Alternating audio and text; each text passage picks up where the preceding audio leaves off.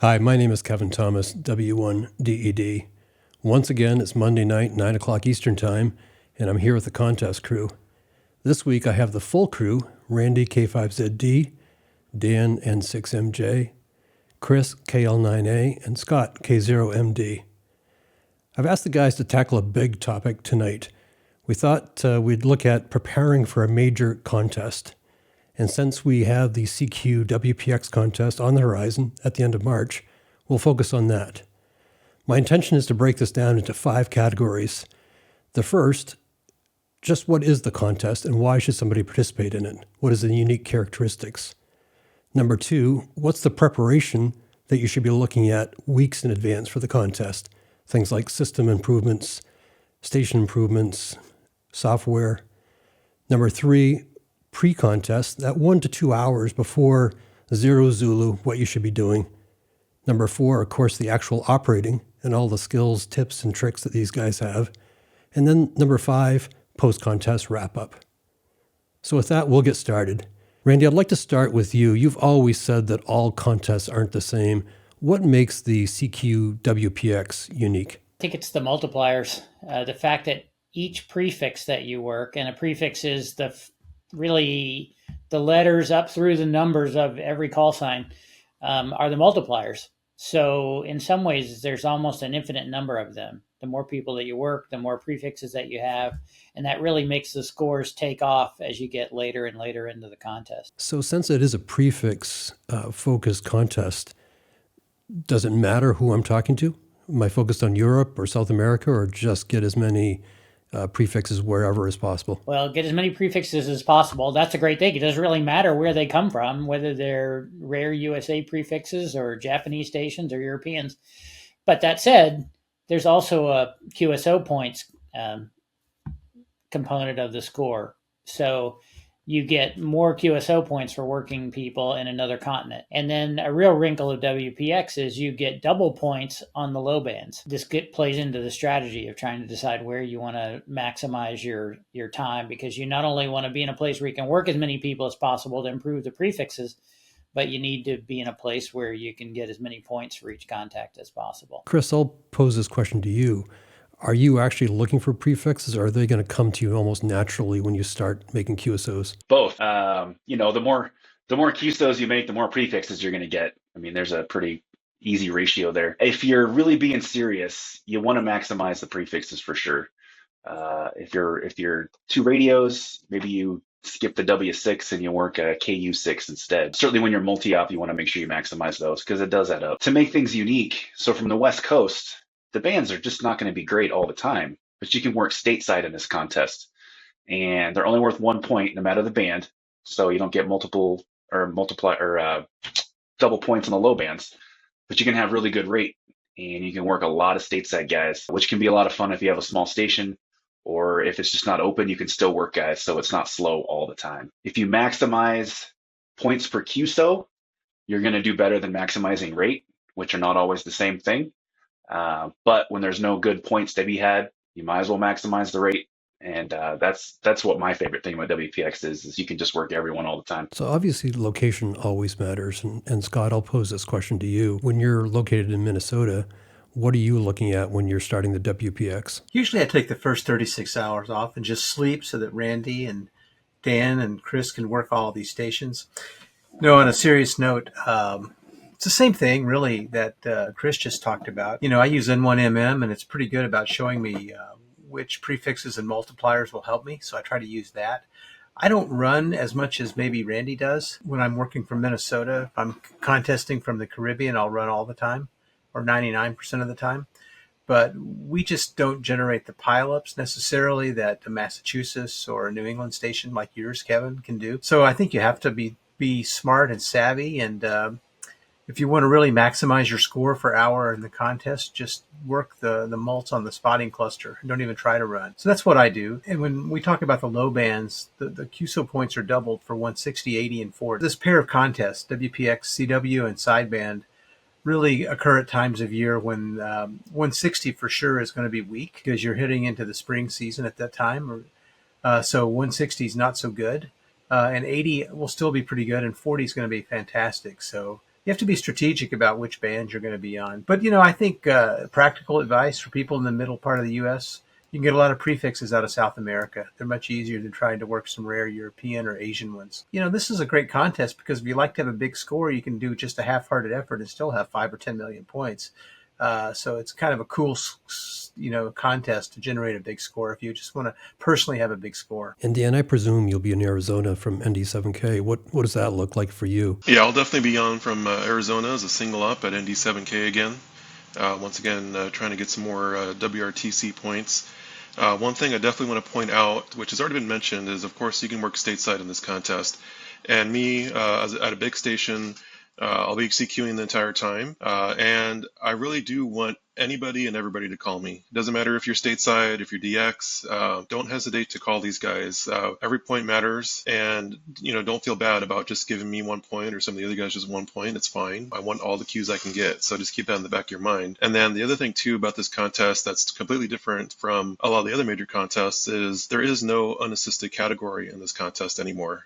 Everybody's assisted, and I'm actually not a big fan of that. I hate operating assisted, and no offense to people that do it, it's just not my thing. But I'm actually, leaning towards operating assisted just because I'm kind of being forced to. I want to put in the maximum score that I can, and I'm, want to make sure that I represent the station as well as I could. And the easiest way to do that is to operate assisted, unfortunately. But that's just the way that the contest rules are set up for CQ WPX. Dan, are you going to self-spot? You cannot self-spot. Yeah, that's another excellent point. Everybody should pay attention to this point too, because there's been a lot of talk about self-spotting, and I love self-spotting and Oh my gosh. in a real phone. I loved it so much, I can't tell you. But we are not going to be self-spotting in WPX. You'll get disqualified if you do that. So please do not self-spot. I think it's worth pointing out, Kevin, that Dan will be November Delta 7 Kilo, and Chris will be Kilo Lima 9 Alpha. And those are prefixes that are not so common. While Randy will be a Kilo 5 and I'm a Kilo 0, and we're pretty common. So these two prefixes start out at a bit of an advantage. And so it's great to run when you have a rare prefix. I have a club station that I started called the Rochester DX and Contest Club, and we have a club call called November Tango 0 Echo Echo. I picked that specifically for CQWPX CW because it's a great call on CW,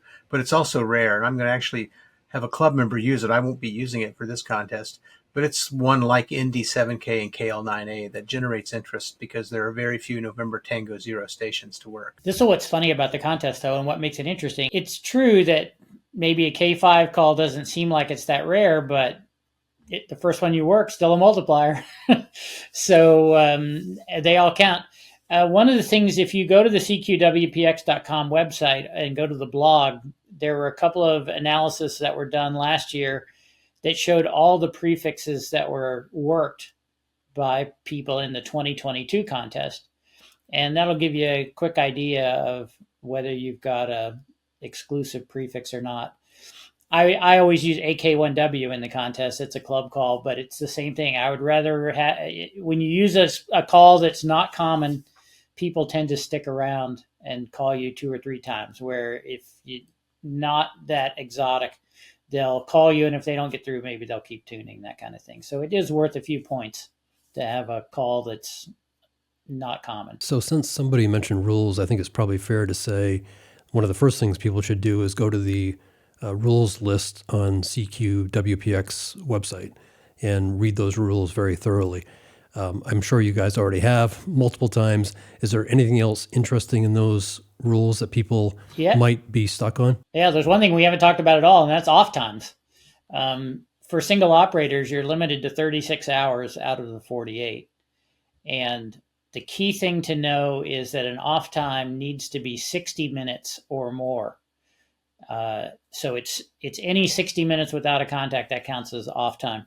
So you just need to watch that as you go along. And the logging software will generally tell you how much you've been off and that kind of thing. But it's also an element of the strategy, because when you take your 12 hours off, makes a big difference depending on where you are in the country, maybe what's going on in your life, maybe what's going on in the weather, because thunderstorms sometimes can be trouble this time of year. So it's important to, if you're trying to maximize your score, it's important to kind of know what the off time, what your situation is, and have at least some strategy, even if you have to bend it as you go along. One other category that we haven't mentioned too is the classic category.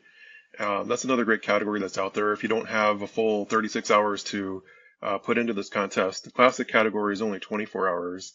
And I believe the classic category is one radio only and no packet. And I think that's a good way to go if you want to try and maximize your score but not put in the extra hours. So definitely keep that in mind as an option too. And by the way, that 24 hours uses the same 60-minute off times. So it's not 24 hours from the first contact till you're done. It's 24 hours of operating time from whenever you start. So if you start on Saturday morning, your 24 hours, your operating would start when you make the first contact. So let's talk about goal setting. I mean, it's tough to ask this question of you guys because you're best in class and you're going to be going for the top. But for everybody else listening like me, how would you go about goal setting for the WPX or for any major contest for that matter? I think the most important thing is you write them down. These are my goals for CQ Worldwide CW. I keep them in my station. I have little cards that I post, and I look at my last several years' performance, and then I try to do better. And then I look at what score I want, and I try to figure out how to make that happen. So I don't actually look for a score goal. Typically, my goals are whatever Dan does plus 1 point. But sometimes you can't always have that in mind for different categories or different parts of the country. I like to just do the best I can because conditions are going to change. Just things are going to happen. If I'm pushing and I'm maximizing where I'm at that second, then I feel like I've done pretty well. As far as category, what do they call it? Category shopping. It's a kind of a trade-off between, do you want the most fun or do you want the most score, depending on how serious you are.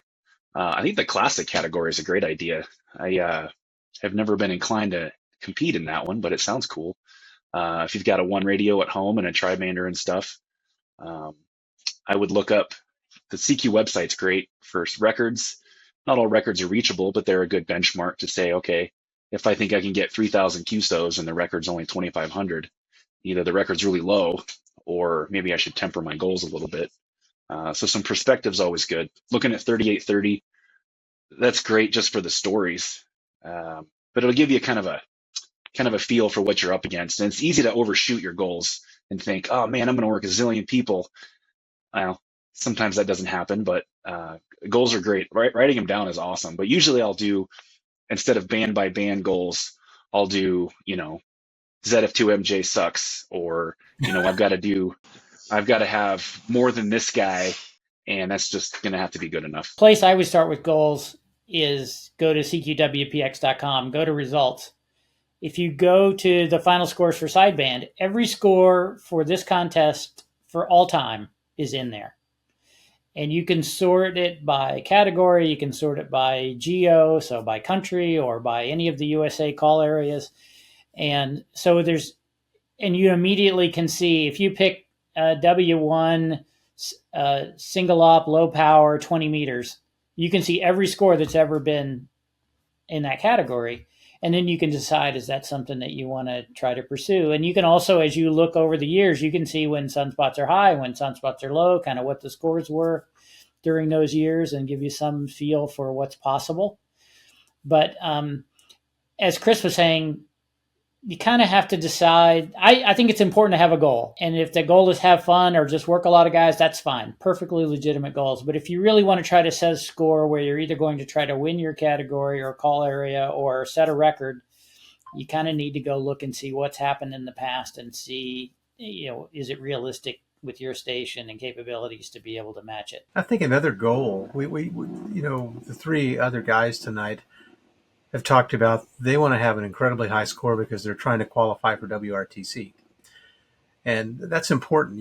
If that's your goal, if that's your big goal for the next 3 years, then you don't have a choice. You can't really do anything but try to win those contests that give you the points, right? But for people who are not trying to qualify for WRTC, I think they should take a serious look at what do they want to learn from this, right? I mean, contesting should be not only competitive, but it should be fun and it should teach you more about the hobby. So several times I've done single band entries. One time I did a 20 meter CW only, and then one time I think a 15 meter CW only. And I think you can learn a lot about your station, its performance, propagation, and what you can actually physically do. And learn when the band opens, when the band closes, when you can work people, when you cannot. So if you're not inclined to try to win and place high to get WRTC points, maybe try a single band effort, just because you'll learn so much, and it's very masterable. If you're doing a 6-band effort, you got to have a strategy to go various times on various bands, right? And I don't have a perfect strategy for that. I feel like I sometimes spend too much time on one band and too little on another. But I think if you're doing single band, it's actually kind of relaxing. Every time I do single band contests, whether it's 10 meters, 160, or a WPX single band, I'm a lot more relaxed and enjoy it a lot. There's no question. Contests are way more fun when you're not trying to win. We can't argue with that. It's just because you can get on, you can work guys for a while. When you get bored, you can say, okay, I'm going to go do something else.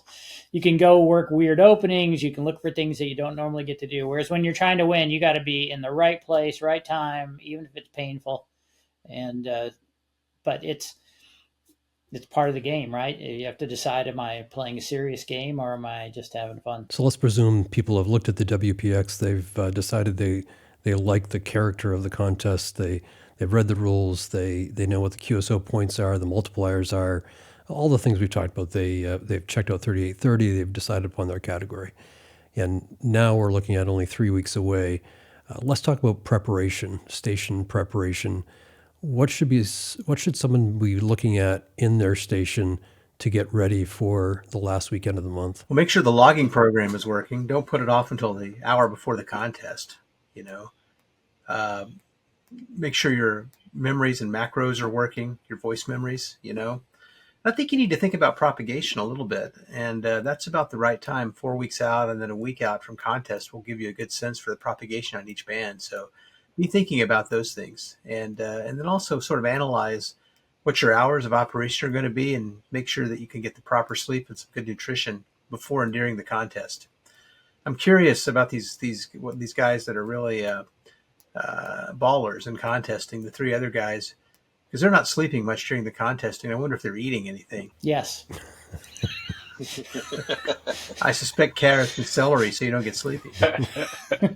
No, that would be You wrong. should see our grocery store run before the contest. It looks absolutely ridiculous. Awful. We pull up to the register and we got all these Red Bulls and 5-hour energy drinks. This last time I grabbed a tray of Oreos, because if I felt like I was doing good, I gave myself an Oreo.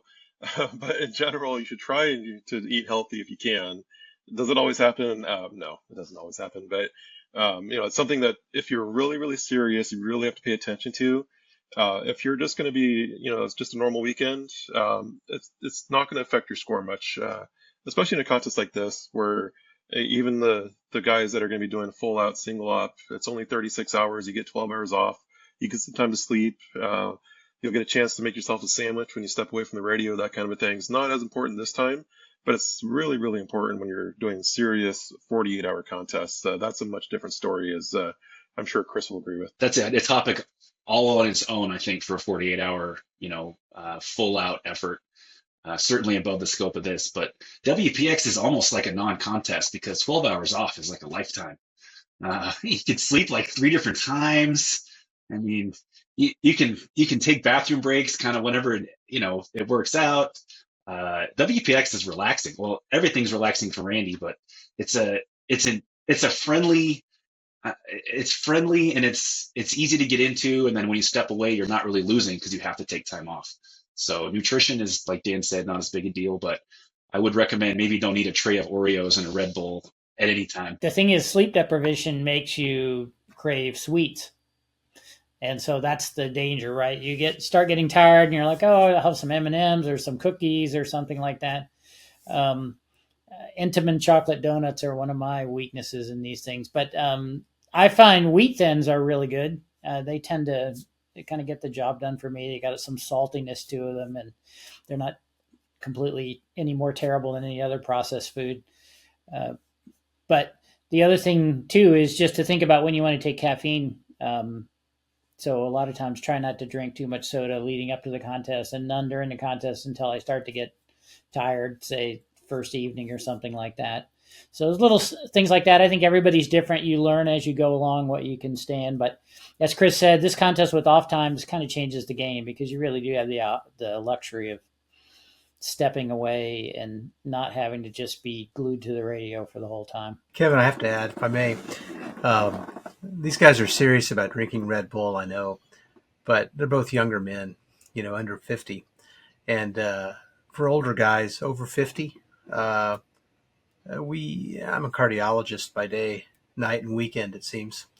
And we see people, especially men, who have been caffeinating too much, coming in with health consequences, whether it's cardiovascular issues like a heart attack, or psychosocial or psychiatric issues with delirium, or just palpitations and tremendous anxiety. So I would just suggest to the contest community writ large that drink ice cold water. It'll be just as good for you as caffeine, and you won't have the health consequences of Red Bull or anything like Red Bull. Got to temper that a little bit. You've just changed all my plans. I can't have chocolate chip cookies. I can't have Red Bull and no caffeine. I'm out. Yeah.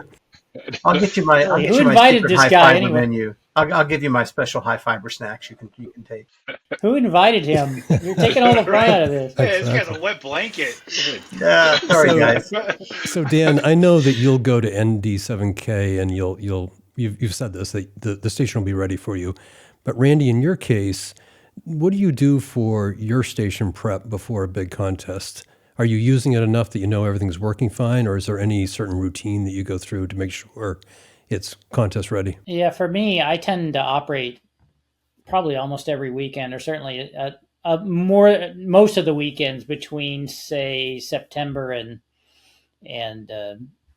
now, because there's contests. So if something breaks, I'm one of those people, I can't stand it when something's broken, so I generally try to fix it during the week or fix it before the next contest. So I'm never too far away from knowing if the station's working or not. But I know there's a lot of guys who don't have that luxury, and if you're only going to get on the air once a month or once every 6 weeks or something like that, yeah, you need to spend the time before the contest to make sure the antennas are all actually still connected and working. Because it's with the weather, especially in the spring, we've had horrible winds all day today.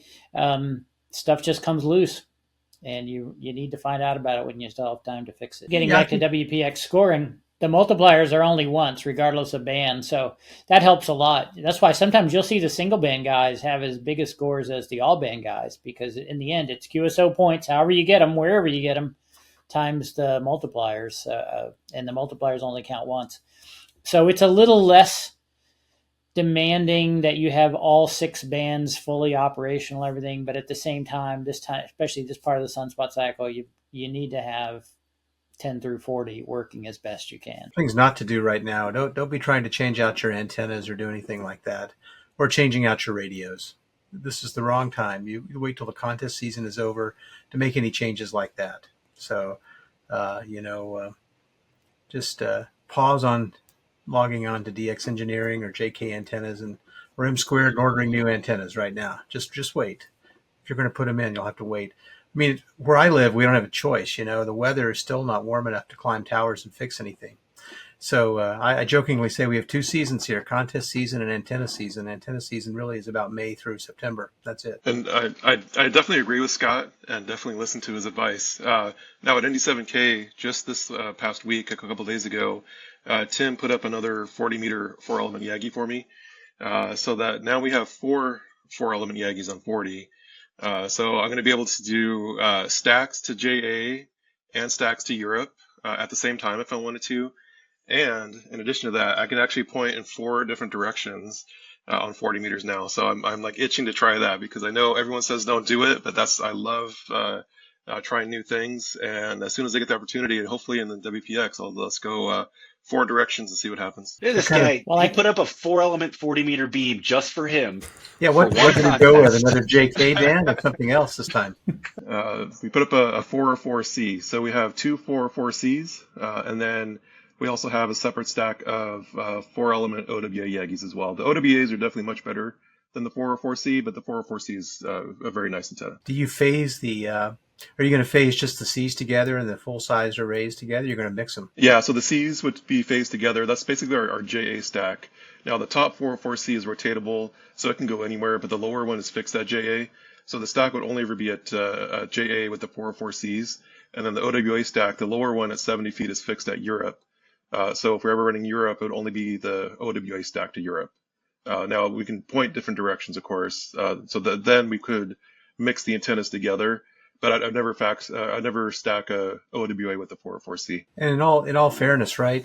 If you're pointing one stack at JA or Asia and one stack at Europe, you're going to work South America off the back of the JA stack, and you're going to work the Asia, you're going to work Pacific Rim off the backs of the others. So you don't even have to turn the antennas, right? You just leave them alone. By the way, while it's true that you don't want to change a lot of stuff, there is no better time to test stuff than the contest. So why not? Right? I mean, I tried a brand new SO2R controller for the phone contest because somebody said, "Hey, check this out." So I wired it into my station and used it. I found some things that were great, some things that were a little bit of a problem. But if I didn't have a contest to practice on, I would never be able to evaluate how good that really was. And I think that's especially true with antennas. So yeah, don't change anything, but change whatever. If it's not working, change it. Yeah, I'm more of the change everything all the time and then curse it when it fails. Well, But when in your that stuff falls vein, down, yeah, hey man, I'm doing good. But in that vein, if something dies in the middle of a contest, you need to have a plan to fix it. So I always heard for years guys should run two computers just as a backup, and I never did. And then I had an actual hard drive fail during WPX CW, like 28 hours in when I was smoking way above the record, and my hard drive completely failed. I lost everything. So it does happen. I run two computers all the time just as a redundancy. If you've got an amp and your amp dies and you have a spare, be ready to hot swap it. Know how to hook it up. Know how to do that kind of stuff. If you're running and you got your headset and it hooks on the arm of your chair and you rip the cord out, have a backup headset ready to go. Everything like that, it'll add up real fast and maybe save you some frustration. But Chris, in all fairness, if you're talking about a hard drive failure, unless you're constantly backing up your contest log file to a server that's not on that computer, you're going to have lost it when the hard drive fails, right? So you don't really know who you've worked. So I agree with you about a computer, but I think that I don't want people to believe that the log will just magically reappear unless they're saving it to a. it will if they're networked. It was networked, so it was just running DXlog on the other PC. So, and in that case, I can just everything's ready to go. I do this at the ranch. I can just forget about the one that died, plop in the one that's good, plug the USB stuff right into it, and I should be all set. So that's my redundancy. Maybe it's extreme, but I can tell you during a contest, nothing's too extreme for getting back on the air. I have a spare amp, which I've had to put into service once. I have a second SO2R controller because that's mission critical to any station. So if you happen to have that fail, you would be done. So, you kind of have to look at your station and go, what are all the single points of failure that I have that would take me out completely, and then try to make sure you have a spare one. I have an extra 6-pack just in case that fails. So it's money. It's something that you collect these bits and pieces over time because you usually have an error or a failure, and then you go, oh, I guess I need another one. Yeah, I have a lot of redundancy in my station too. I've got 3 amps for my SO2R station, so one is offline. But the simple things like my mouse, I keep spare batteries, I keep a spare mouse, I keep a wired mouse if I need to do that. Keyboards are the same. Monitors are the same. I mean, yeah, the only thing I don't do is network the computers. And I would if I knew how, but I just don't know how to do it. See, there you go. You've got 3 weeks. Yeah. You've got 3 weeks. Nothing Kevin was asking what do we do? I'm What do in we my do for the blanking next zone right now. I can't do anything. No. See, this is the problem. Kevin asked, what do you do for 3 weeks to prepare? That's what you do. You go figure out how to network your computer because it's a piece of cake to do now, and it's something really stupid to do the day of the contest. So here we are. We're day of contest, and we've been checking propagation. We've been practicing. We've made our station improvements. We have the redundancy, and apparently we've also done a grocery list because that's really important. That was a surprise tip. But now it's the day of contest. What time do you guys actually get serious that day? Is it a couple hours before the contest starts? What's your routine? For me, that's something that's really important because I basically get out to my station at ND7K the Thursday before the contest, and we don't start really operating until Friday at some point. So I want to get out there as early as I can on Friday just to test everything. Just before this last contest, we noticed that two of we use the Alpha 87As for the amplifiers, and two of them were not tuned for phone. And so I was going through the bands, and I noticed I was getting like 1,000 watts, 1,100 watts out, and that was it, even at 100 watts drive. And I'm like, and I was there with Tim and 6WIN, and we took the time and actually retuned every one of those amps for phone, so we can get the proper 1,500 watts out. And the only way I was able to do that is that we started early, and we had the entire day to do stuff like that, because you never know what you're going to find.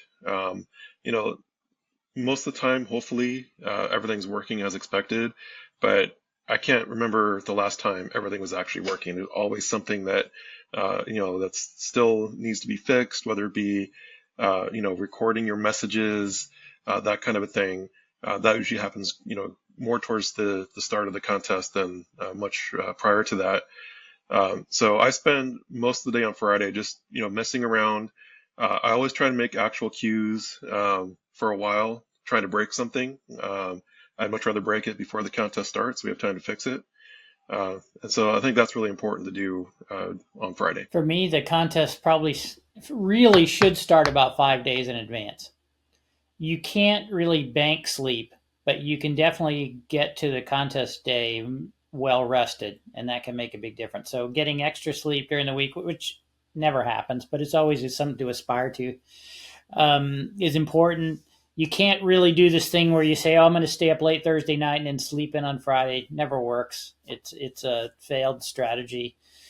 You're far better off to kind of stay on your regular 8-hour sleep schedule or 7 hours or whatever it is. And then I will try to get a nap in.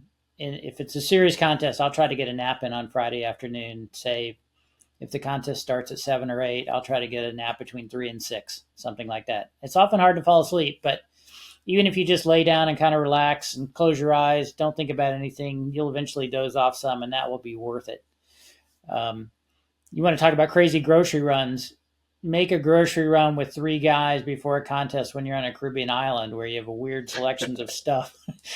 we always end up at the end of, we got all the stuff in the basket, and then you get to the end of the contest, you're like, what were we thinking? But that's what happens when you don't have a shopping list. It's harder on a phone contest because you're talking the whole time.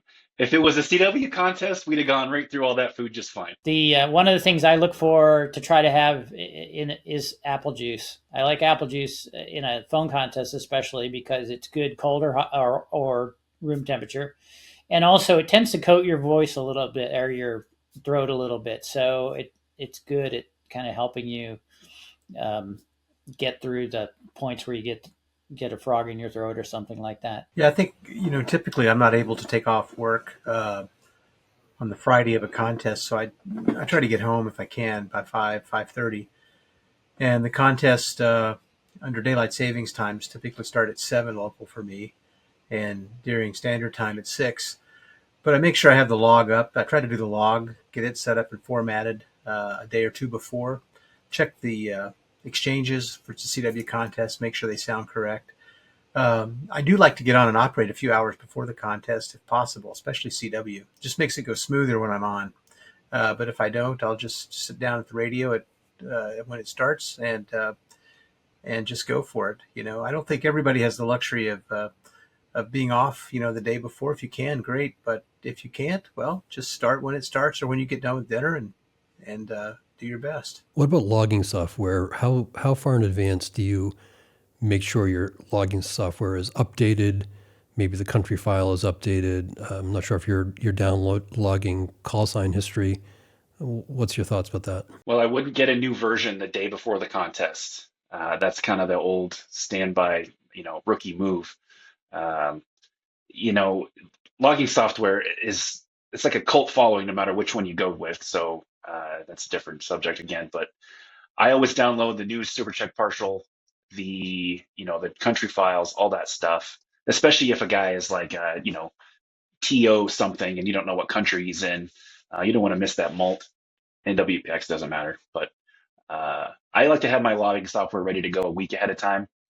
Now that's if I'm at home and I don't contest from home. So that's a different kind of luxury. But like Dan said, get your memories going, get your, I guess, standard keyboard function keys ready to go, but make sure you're familiar with it. Don't go from DX log to N1MM the day before the contest, because you will just curse everything, which is also kind of a rookie move. And if you're going to a multi-op, make sure you're familiar with the software the multi-op guys are using, because that's going to be a frustration for everyone trying to show you how to do it.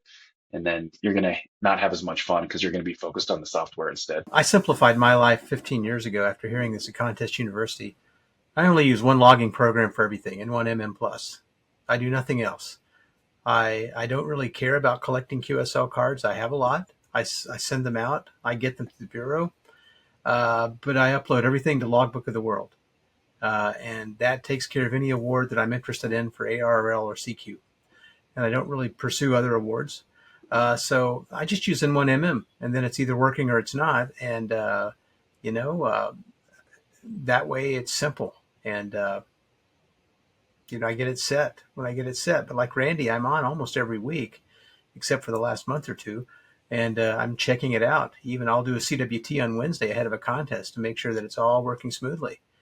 And not uncommon, you'll find a problem develop in the 48 hours between a Wednesday and an event. So I think Dan is saying, get back on Friday and check it out again. So while we have all these logging testimonials going on, I use WriteLog and have for the last 20 years.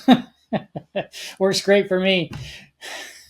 But it's true. You want to be familiar with it and so on. I have to confess, there are many times where at 3 minutes before the contest, I'm sitting down going, okay, I got to get these function keys mapped and this set up and this other thing. And it's not a great way to start. It is better to have all that done early in the day so that when the contest time comes, you're ready to sit down and start working people. Now, another thing a lot of people do is they'll try to find a frequency well before the contest. Like before a DX contest, you'll hear these guys 30 minutes before the contest CQing and rag chewing people as they call in, and you know what they're doing. They're trying to establish a spot, which is great, I guess, if you have the time to do that. But what I've noticed every time I've tried to get a frequency before the contest starts, it seems like it starts and pandemonium takes over and you get squeezed out anyway. So I've kind of given up on doing a lot of trying to create a frequency before the contest, and just when it starts, find a spot and go. So I actually heard Dan at ND7K doing that, and actually it was pretty effective. You were kind of slow pacing some QSOs, and then I don't know if you remember what you did. You probably do it all the time, but you had this very long ramble for your last CQ in which you said why you were there on the frequency and what you were looking for, and you just timed it so that I think it was exactly 0 Zulu, and boom, you were there. And I think it probably took you, as I recall, maybe 5 to 10 seconds before you got your first response back. But you did park. Do you do that all the time? Yeah, so usually, we're trying to do, 2 BSIQ, whether it be phone or CW, doesn't matter. I always try, I don't get 2 frequencies going. I choose which band is going to be harder to have a frequency available to me. And in the case for AWL or a phone, I wanted a frequency on 10 meters at the very start because that's where I wanted to be. And then I knew eventually I'd make my way down to 15 with the second radio. But like you heard in the recording, Kevin, I was only there for about 2 to maybe 3 minutes before the contest started. That's all it took. Found a clear frequency, talked to a few guys before the contest started. And like you said, I kind of laid out what I was going to do. I told everybody DX only. No stateside, please. That was for the last contest, of course. And then as soon as the contest started, I had 7 or 8 JAs lined up, already ready to go. And so for me, I don't want to wait till like the very start of the contest. But I'm also like Randy. I don't want to sit there for half an hour necessarily trying to nail down a frequency. Now, of course, if you're K3LR or you're trying to get channel 1, you have to do that. But outside of that, I'm happy with any kind of clear frequency, but I definitely want to be on one band so I can have a nice start a few minutes before the start of the contest. And Chris, what's your strategy? Similar to Dan, it depends on the contest or where it's everything's contest dependent. If I'm on from the Caribbean, let's say on CW, you're going to have a pile up 17 seconds after you hit F1. But you want to have good frequency selection, right? You don't want to be in the nosebleeds if you don't have to be. So I always figure 10 minutes before the contest, I'll try to find a spot. Easier from certain parts of the country, but 10 minutes is kind of my guideline. Sometimes I get on, sometimes I don't. I, it's nice to hold a frequency, but it doesn't always work. And what about the online scoreboard? When do you guys sign into the online scoreboard and get that going? Is that just an hour or so beforehand? Yeah, usually about an hour beforehand, just to make sure that it's actually working. I'm no, tech guru or anything, but I use DXlog. It's super easy to, click a button, get it going. But I always go to the website and make sure that it's actually there.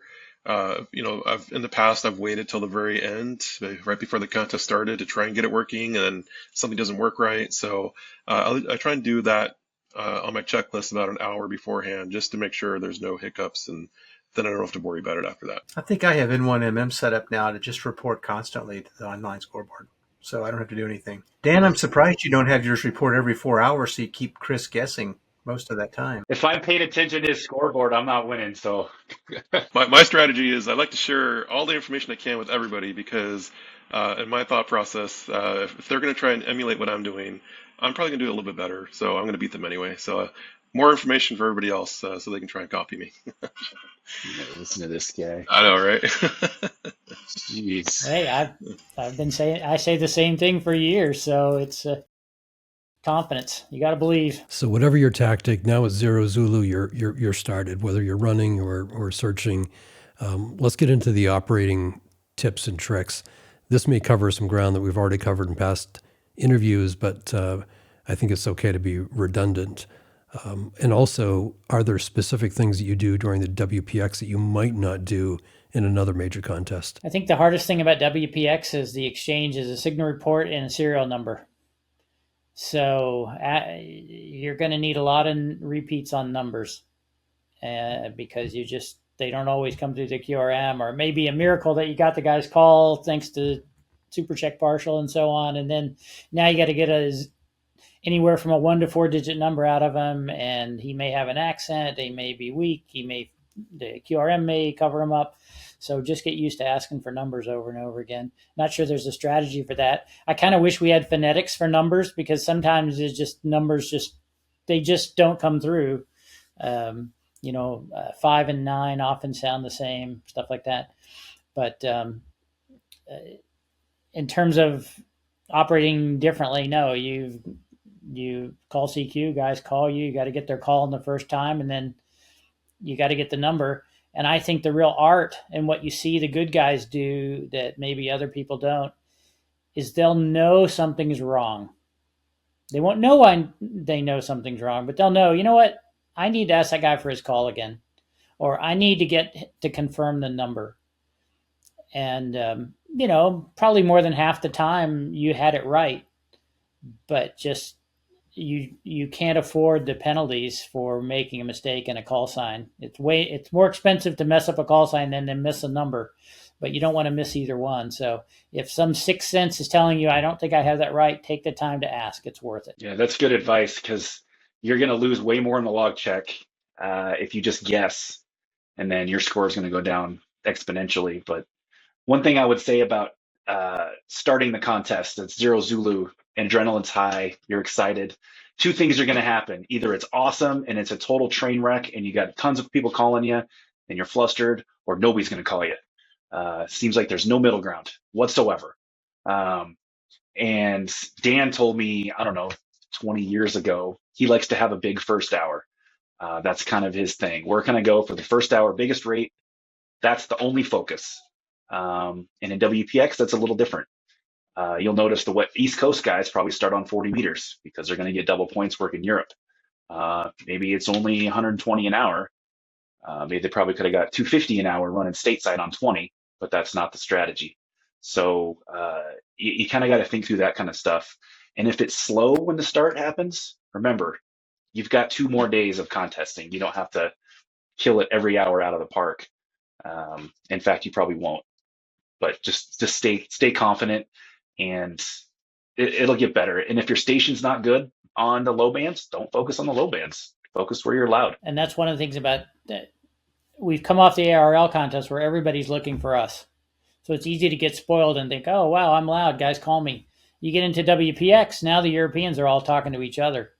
And so Friday night can be really frustrating. So you're right, Chris. You go to the low bands for the extra points, but you're competing with Europeans who are 30 and 40 over 9 to each other, and you're trying to get their attention. It can be very frustrating. You just have to recognize that's just what it is and work your way through it. Yeah, I think the hardest thing is to figure out which stations you ignore, right?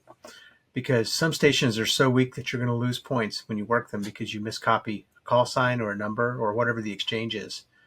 And it's really hard, when you're wanting to make as big a score as you can to try to work everyone. But you have to kind of do as Kenny Rogers once said, know when to hold them, know when to fold them, and then know when to walk away. Yeah, that's really true.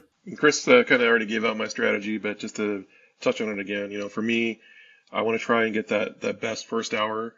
And in a contest like WPX, we already mentioned it a few times now in this call,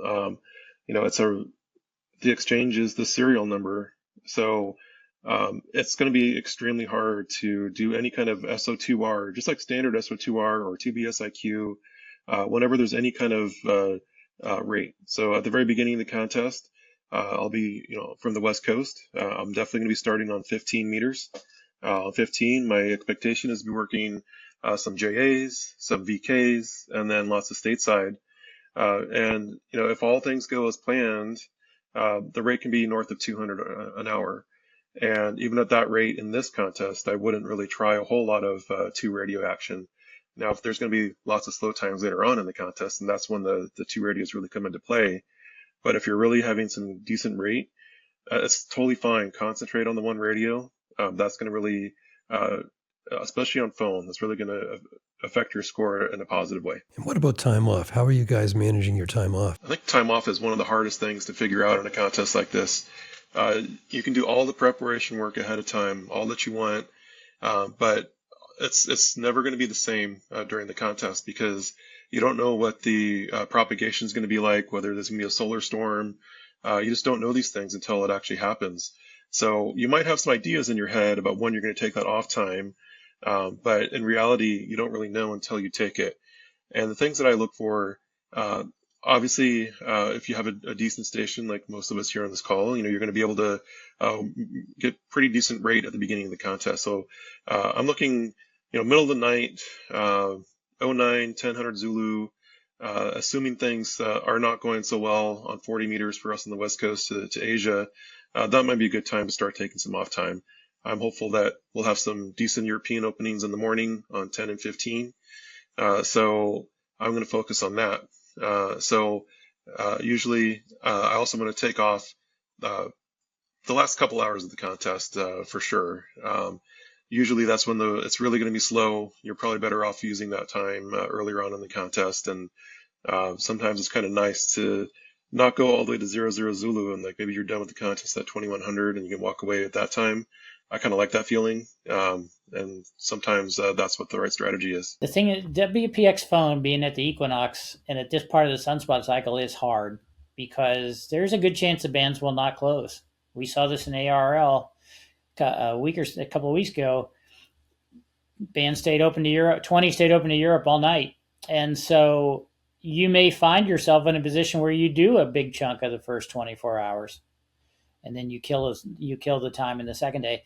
There's definitely a period of time, probably 0200, well, let's say 01 to 04, the second day, where the Europeans are mostly asleep. It's kind of late evening for us. You've worked a lot of the USA guys, so there's a natural lull there that's a pretty good off time period. There's also periods sometimes in the middle of the day right after 20 has gone to Europe, but band's not good enough for 40. So there's a couple more hours that you can take on both Saturday and Sunday. So right there, I've just talked about, 8 of your 12 hours that are all pretty have been historically good times to take off.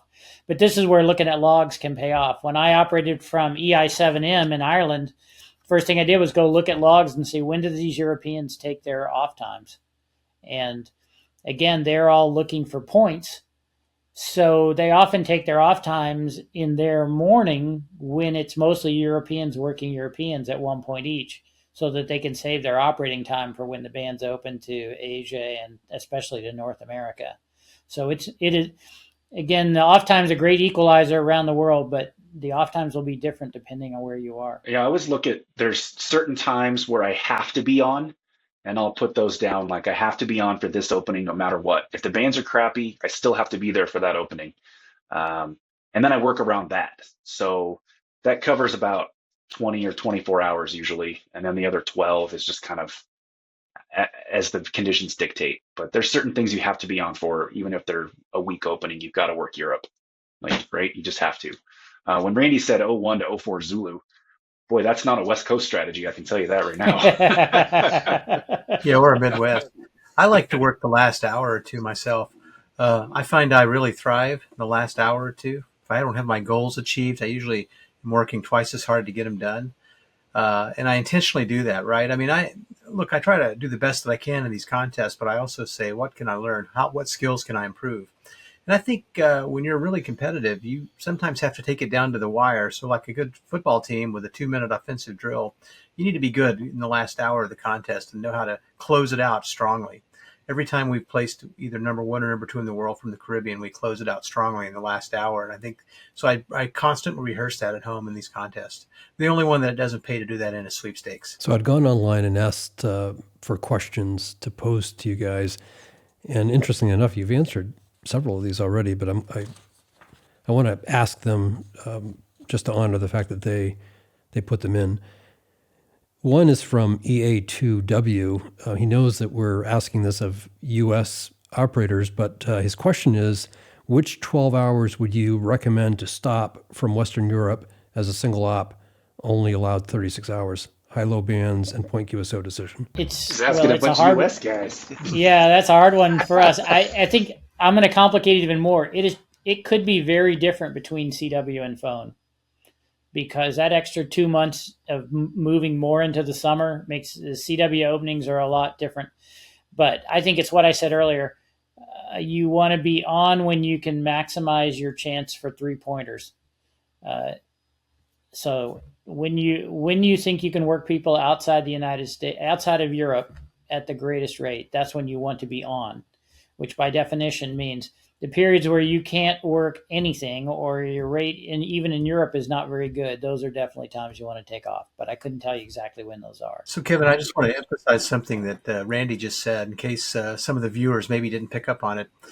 What Randy just said is one of the greatest tactics I've heard about this. You be on when you can maximize the likelihood of getting the most points per contact. And for all of us in this contest, it's 160, 80, and 40. And for most all of us, it will be 80 and 40. So U.S. or Europe, different times, but I think what he just said is correct. You know, you've got to have ample time on those 2 bands to work the 3-pointers to really boost your score. So if you're in the Midwest like I am, you got to be up until at least 1 a.m. On 80 and 40, 80 especially. 80 opens up around 11 p.m. here for me. The K5ZDs along the East Coast finally thin out enough for those of us 1,000 miles westward to work them, you know. So I just think that's a real tactic not to overlook. This question is from N7WR. If my schedule allows it, I will work WPX, but I'm trying to decide whether to use my wife's call, KU7SA, or our club call, KS7AR. Either one is better than mine for WPX. Thoughts? Depends how many QSL cards your wife wants to get that you have to deal with. I mean, really. I'd use the wife's call. I think it's easier phonetically. Kilo United 7 is a lot easier to hear than Kilo Sierra 7. Those Sierras are subtle. And on CW, maybe it's ideal, but not on phone. And plus, then his wife can do all the QSLing for him, so he saves time. It was Kilo Sierra 7. What was the other one? Kilo United 7 Sierra Alpha and Kilo Sierra 7 Alpha Radio. Okay, so in 2022 in WPX phone, there was no Kilo United 7 worked by anyone. There you go. So that's the answer. There you go. There's your answer. As long as he calls me, we're good. Yeah. I think he owes ND7K the first contact. Right. Yeah. So this question is from WF7T. What tips for any of us that intend single band operation in WPX? Decide when you want to sleep. If you want to sleep during the day, work 40 or 80. If you want to enjoy an early morning and finish in the early evening, then 15 or 10. If you really want to see what 20's made of and do an all-nighter, maybe try 20. I mean, it's really what your goals are, right? Be there before the band opens and after it closes. If you're picking 20 or 15 right now, that's a little more tricky. But I'm guessing Brad might do 10 meters. I'd get there early and work it till it's dead and keep CQing until there's nobody left. Yeah, single band, you're likely not to hit your 36-hour limit. So you pretty much just have to, whatever band you commit to, you have to commit. NP2V Hugo asked a lengthy question about food. I think we covered that, but thanks for the question, Hugo. IT9RGY, he asks, what ratio high bands, low bands would you choose from Central Europe? Well, you know what I would do is go look at the WPX score database and select the checkbox that says show band breakdowns and see what other people are doing.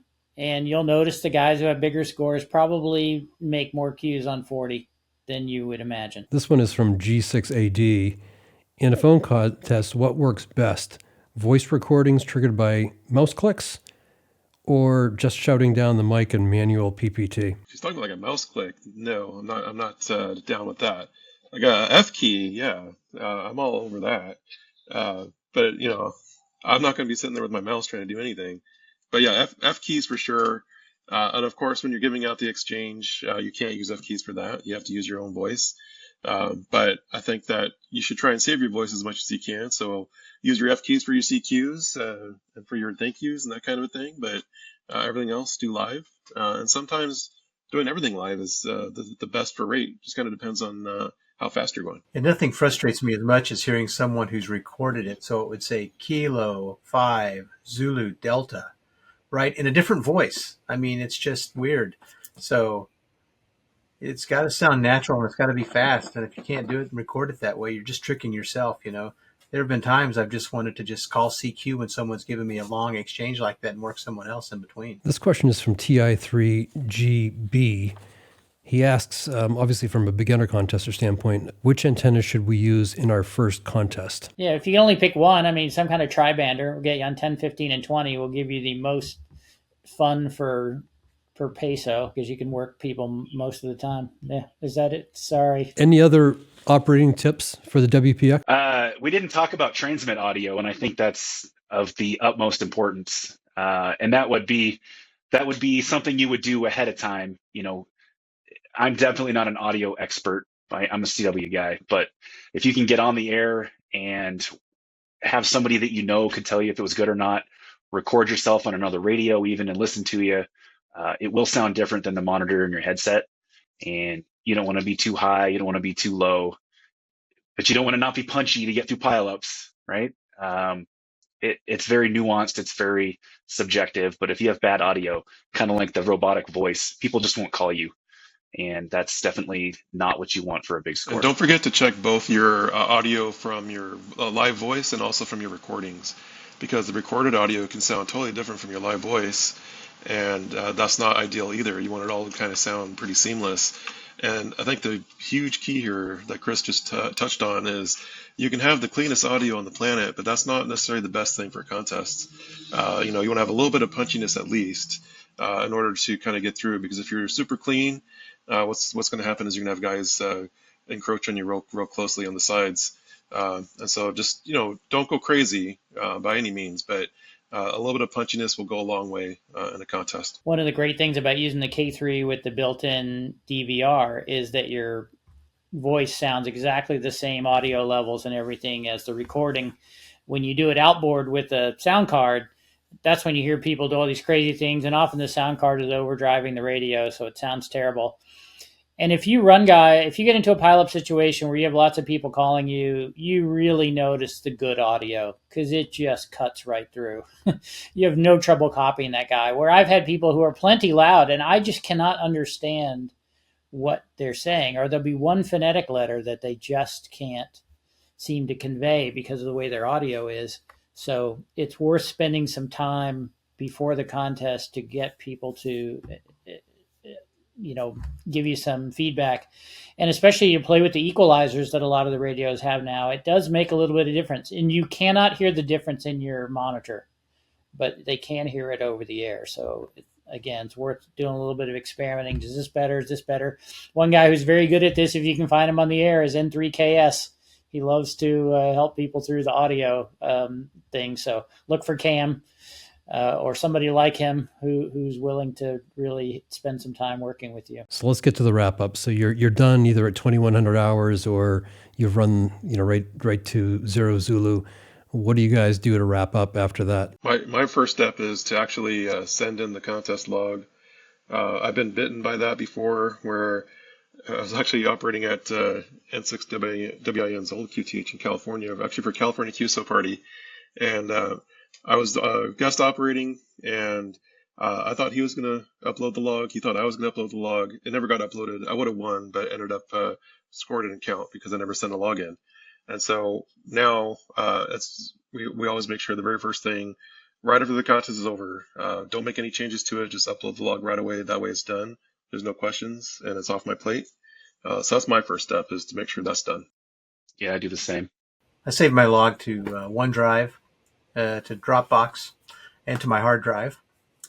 And then I upload it to Logbook of the World and to the contest sponsor. And then I fill out 3830scores.com, and then I report it on our Contest Club Reflector. And then I shut everything down and have dinner. Yeah, I'm not too different than that. First thing I'll do is hit the report that prints the rate sheet, because I always just like to see, okay, how many guys that I work win? Was it as good as I thought it was? But then yes, I want to save the Cabrillo file and send that in usually within 5 or 10 minutes after the end of the contest. I don't have time to be messing around trying to see if everything is right. If it wasn't right when I logged it, it's not right. So that just makes it easy. Then I'll also save an ADIF version of the file, and I'll take that and upload that into my general purpose logger. I use DX for Win. And then I'll often do the 3830 thing the next day, because I don't want to try to do it and put it together right then. So but get the login, get the thing saved in my general logger, and then go do anything else. Yeah, no, the biggest thing I do is I save the log. If I have a network computer, it's saved in 2 spots. I'm good. At my current place, I would bask in the glow of at least completing a contest.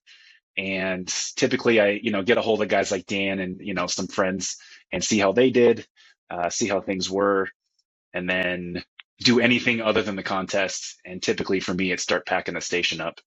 But if you're a guest stop, you definitely want to have a good meal, and hopefully you can start your bragging because you beat the guys you were trying to beat. And in the end, there is nothing better than that few microseconds after you lay down after the contest.